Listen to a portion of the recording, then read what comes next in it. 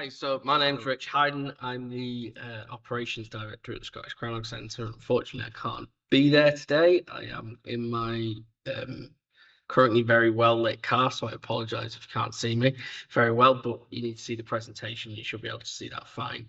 So yeah, today I'm just going to kind of catch you guys up, tell you about the development of the Crannog Centre, the build that we've been going on, the journey that we've been going on as well over the past, 2 years, I suppose, 2-3 years in terms of this. So for those of you that don't know, obviously crannogs is a good place for us to start. We've got crannogs. For those of you who aren't aware what crannog is, crannogs artificial islands built on the lochs of Scotland, built in different materials, different shapes, different forms, different styles, different periods. And as you can see, this is taken straight from Canmore. Crannogs identified all throughout Scotland in terms of that. More specific to us, archaeological sites in terms of Scotland, in terms of crannogs in Perthshire, if you want to focus kind of where we are. And as you can see, Loch Tay itself, where the Scottish Crannog Centre is based, we are based here because this is the second most populated loch in Scotland for crannogs. So it makes a lot of sense for us to do that. Specifically, this end of the loch here, we're based now. You'll see that if you check, this should be updated on all the websites. The old site on the south, down here, the Scottish Crannog Centre, we have now moved to the north side here, where we've headed to Delurb, and now are based there. And you can see that actually the location there, we do have a crannog just off the site of the old site Delurb. Now, the original site, it's based off the site of Oakbank Crannog, which was excavated back in 1979. The survey took place in the loch. 1980 was the initial excavation of the crannog. From that initial crannog excavation, incredible levels of preservation. As I won't wax lyrical too much about what was found, because I think we've done that enough, and come and see us, we'll tell you all about that. But that excavation was turning out quite an incredible set of archaeology, including the original construction, but also these fantastic artifacts. We've got, again, just highlighted here, the fantastic little knife, beautiful little whistle in the middle there, and then this fantastic piece on the left, which in more recent years we've started to study and look into it, because actually being thought is a bridge of a musical instrument, which is making it one of the earliest in Britain for that as well. And more recently, as we've revisited the collection and gone through the collection, we've turned up a lot more out of the artifacts. For instance, this fantastic piece of textile that was found on our Crannog site, and we've done some incredible work on this, looking into what this actually means in terms of textiles. So I won't go into it too much because I'm here to talk about our village, but this piece of textile, it's 2-1 twill weave. We did have a thread radiocarbon dated, which put it around, I believe it was 380 BC, sitting exactly where we think it would in the early Iron Age. And again, that weave and that skill of the weave and the capability of the people that the archaeology tells us about, is that this as a piece of textile is a fantastic piece and one of the earliest evidence of the type of weave that we see, which is very skilled, the 2-1 twill, same weave as like modern day denim and tartan, again done in the Iron Age on our site. And I suppose collectively what that is that's telling us that the people of the past that built these crannogs, when you take all the archaeology on a wide scale, it talks about a community of skill, a community of craft, not just an individual, but a crannog itself, a building like this one here, it is a building of abundance. It's not a structure that you build because you need a house just to survive, but you build a roundhouse on the land. The actual building of this building that you see here, it is one that is done through choice, and that choice that's made, what the archaeology parallels that story of, is a story of skilled craftspeople and a wider community of craft. Okay. So obviously, for those of you that don't know, that wonderful reconstruction I've just shown you there, in June 11th, 2021, we lost that building to a fire. So we sadly lost the crannog structure itself. Following on from that fire, we had no plan, no planning, no money. But what we did is we revisited that collection with those wonderful finds that we had. And from that collection, what we did is we, started to tell the story again. So our job at the Scottish Crannog Centre is to tell the story of the Crannog dwellers, the people that lived in these buildings. Now, the start of that story is building a crannog. But just as I've said, the start of that story is actually having the infrastructure in place to enable you to build that building in the first place. Okay, and that means you need, in practical terms, you need the blacksmith, you need the woodwork, you need the textile work, you need all those things that we see in the collection from that one Crannog site, Oakbank Crannog. All those different skills, all those different technologies, all those different people, individuals that held those skills in an abundance had to be in place to actually build one of these buildings in the first place. So our job is to tell the story of Crannog dwellers, to start that story again, in a way, to go to this new site. We did what they do 2,500 years ago. Thankfully, no one was hurt.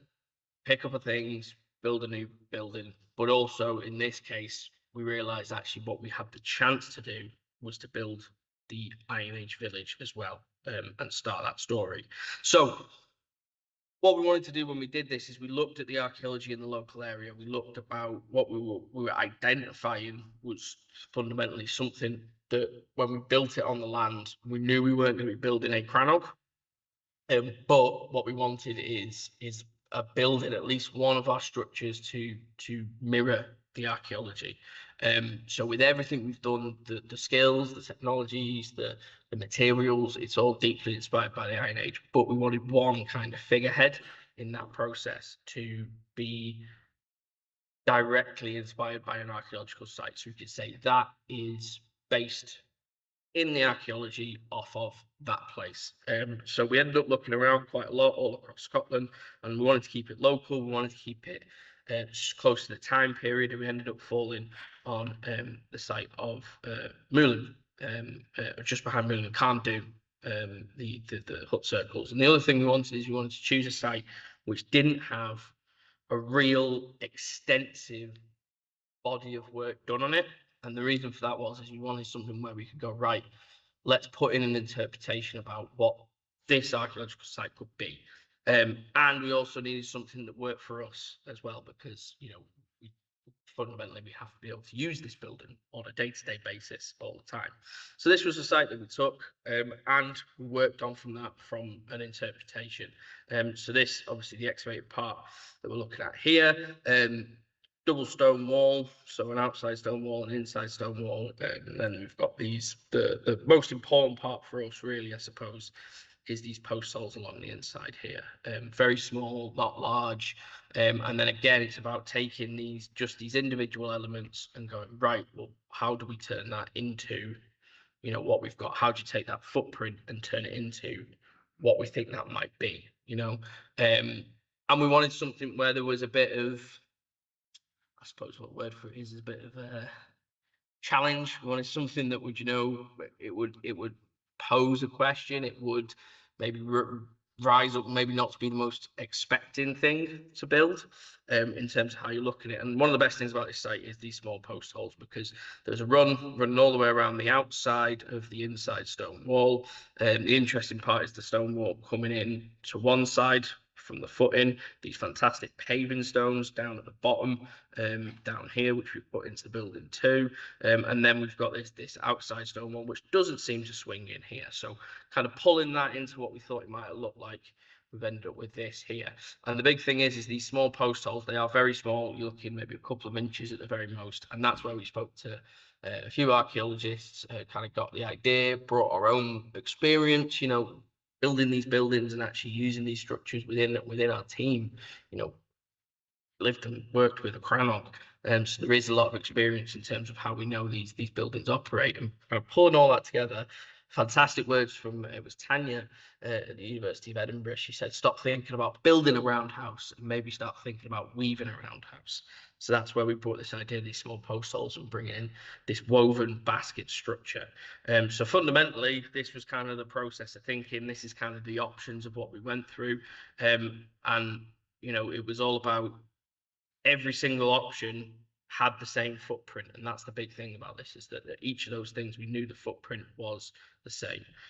So it was about kind of going further and further and ending up ultimately with this way of work, which is our collaborative way of reconstructing it. So it's a triangle. There's all these posh words here, the trinity of input regarding the entire development. We've brought in all these professionals, all these people with all this information that's come into this, but fundamentally we've got this triangle, and sitting at the bottom of the triangle is you've got viability. Okay, we need a building that passes building standards. We need a building that can get 30,000 people through it every single year. We need a building that you can get 30 to 50 people in it. We need a building that you can surround folk to enable them to listen to somebody to tell the story of the past. So it has to be viable with the structure that we choose. Okay. At the bottom, which is very closely tied to that viability, is the evidence. So we're using archaeological evidence. We're not taking completely the whims of whatever we might want and going in with that. We're using, in this case of our roundhouse, a footprint which is identical to what we see in the archaeology. But then what we always forget in the archaeology, especially with this prehistoric period, we're going back with our crannog to 500 BC, 2,500 years ago. We don't have that written evidence. Because we don't have that written evidence, it's all great to act like we know stuff, but we don't, we fundamentally don't. And that's where the top of this triangle comes in, which is my favorite part of the whole thing, which is the romance. Okay. And that is the stuff we can't grasp and we won't see. Can we put in place? Not just, again, there's a common denominator to go, right, there's kind of a visual that everybody in their head they want to achieve. It's got to be slightly scruffy. It's got to be slightly this. It's got to be slightly, people always end up going down this rabbit hole, I think, with their construction. But I'll go back to that crannog, right? I'll go right the way back. That building that's burnt down there, that is a choice. Okay, that building there is a choice. Somebody has decided to chop down the immense amount of timber to build that building. Are they going to want to stick a scruffy thatch on top? We don't know, but I doubt it very much. There is a pride, I think, also, and you got to remember the woodwork and the skills needed to build these buildings. It's an immense skill, and it's one that we've lost today. And again, it's the agency of the craftsperson, yeah. And it's putting, again, we use the term romance. It's letting them come up with the ideas of how you might do that, how you would make it beautiful, not just viable, functional, everything you need based off the evidence, but that beauty and what is possible. And that's where you bring all the idea of how we run this place into it. Okay, it's about, again, a community. There is a community building this crannog 2,500 years ago. We have a community building the crannog today. Okay, so there's a huge range of people that feed into this. Your architects, green woodworkers, archaeologists, buildings, experimental archaeologists, creators, museum professionals, and everybody that wants to visit and come and give their opinion, because all of it is valid and plays. So that's what we did, and we started to build this roundhouse, and this was the first timber went in the 5th of May, 2020. Ooh, what year are we in for? 2024, I think that's right. It's all come a blur, I'm not gonna lie. 2023, and then a year later, on the 31st of March, we opened our new Crannog Centre. So the door post is where we started. That door frame, which again, based off the archaeological footprint, we brought the size slightly down. This is Hamish, who ran most of the build, and next to them, Brendan O'Neill, who has built very similar basket woven structures based off archaeological sites in Ireland, who came over and passed on his learning, his skills. And he wanted to really shrink the door down to give it as much structural integrity. But again, sticking to the romance, sticking to the archaeology, sticking to the viability, all three. The romance of a big door worked out. The viability is we've got to get people in and out. But the archaeology, again, spoke about this big wide door frame, seen in the archaeology. So it's just sticking to that as we went through. So that's the 2 by 2 meter door frame that we put in. We know the width. Do we know the height? No, but 2 by 2 it fitted and it worked well for us. So then we finished it at the end. 44 days of work weaving this roundhouse, and that was a total of 12,000 hazel rods woven using this spiral pattern to create this dome. So that was the start of the building.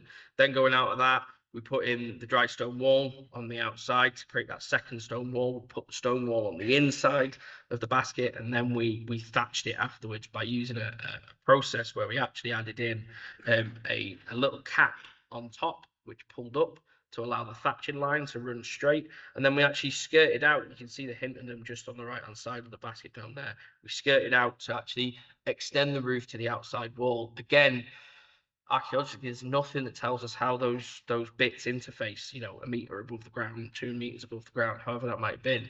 But using that space and creating that, as we call it, the intramural space, which is a nice posh way of putting it, that space in between the two walls, and seeing what that could be used for as well. And then we thatched the thing. This is wonderful Ace here who came and got involved with the thatching in terms of the building. Then we used the thing.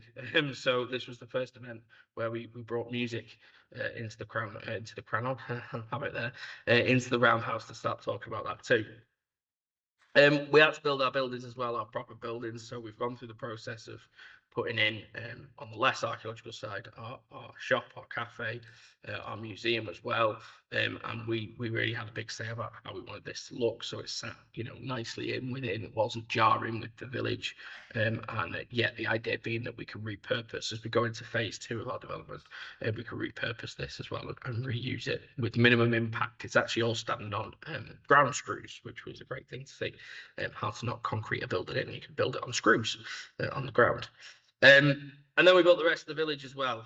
So there's a few pictures here. I'll run through them because I won't run on too long. But you can see how we've built a number of these buildings. Now, the one at the bottom there, that's our fantastic roundhouse.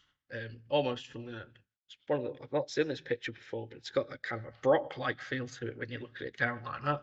And then you've got these fantastic roundhouses here.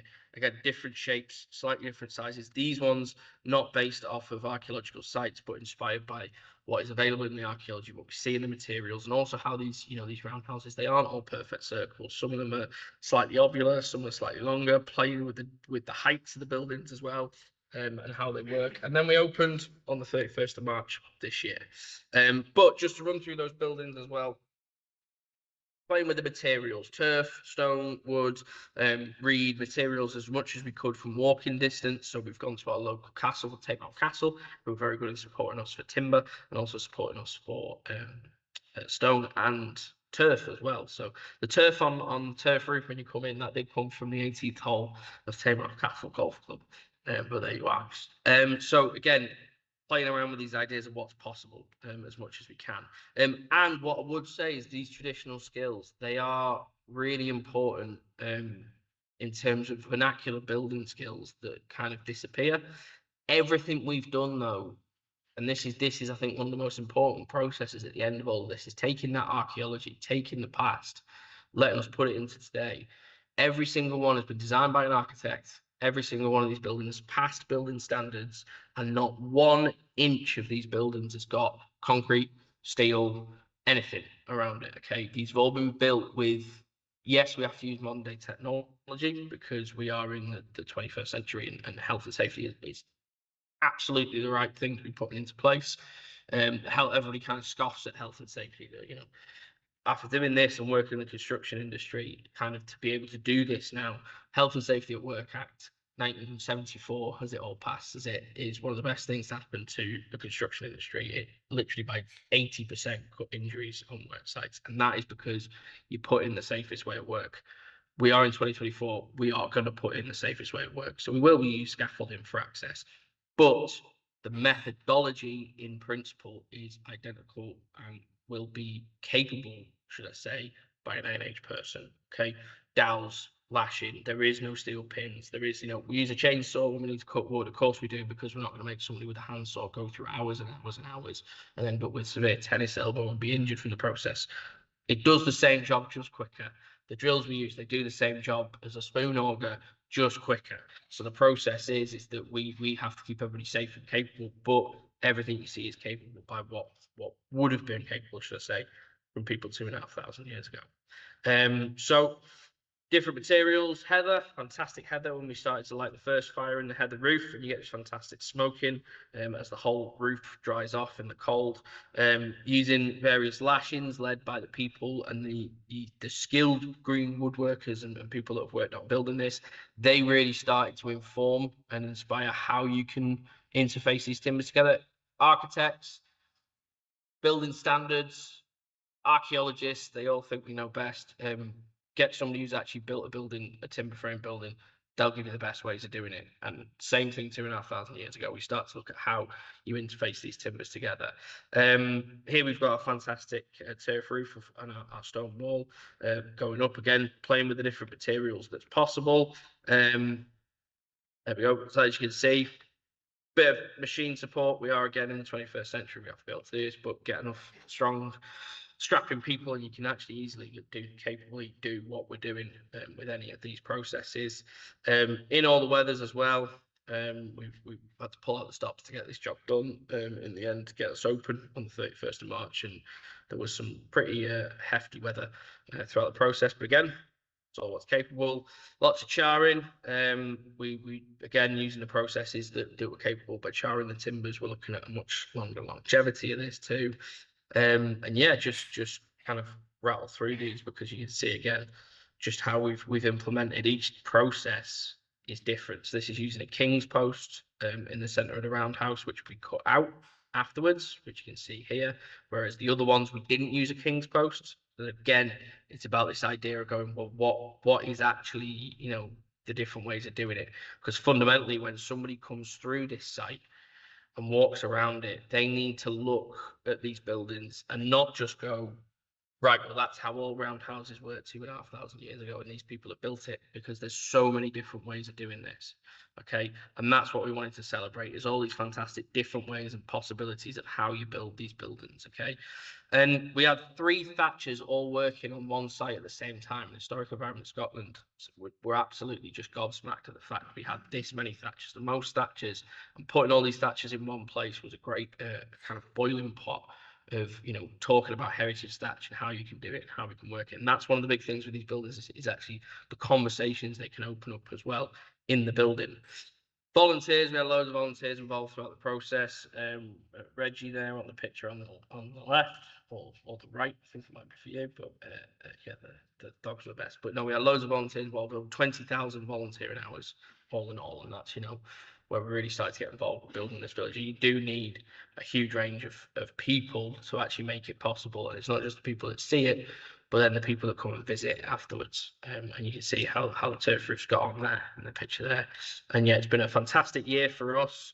Really incredible events and using these spaces. And that's now from the build, we're now moving into the next step of this, which is looking at not the build itself, but how these spaces can change and use them, meaningful use of the spaces, but also, you know, how they're going to evolve and last as time goes on.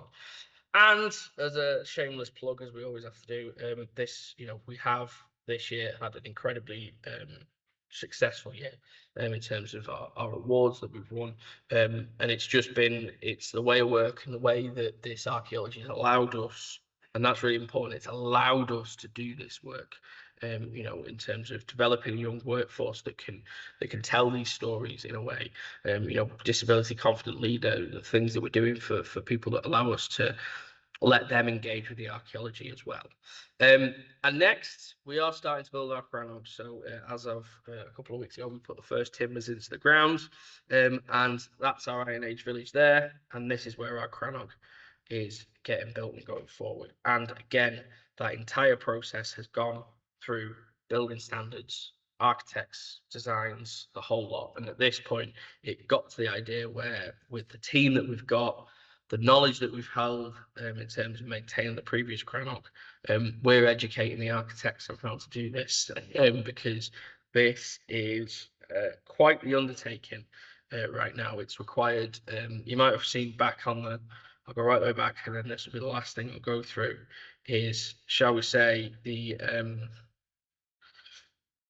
scaffolding that we'll be building is significantly a step above the scaffolding you see here, but I won't show you a picture of that. You'll have to come and visit the centre to see what we've built. But that is, again, us taking this build incredibly seriously, but also giving us the range of skills, giving us what we need to be able to actually build this thing in the first place. This is going to be 12 months of work, we think. We're hoping to be finished by next December, but it has started. We are going now, and that is us for the next 12 months, telling the story of how you build a crannog, what is possible, what is viable, how do you do it. And yeah, so I think Izzy's there. She might be there to possibly take questions.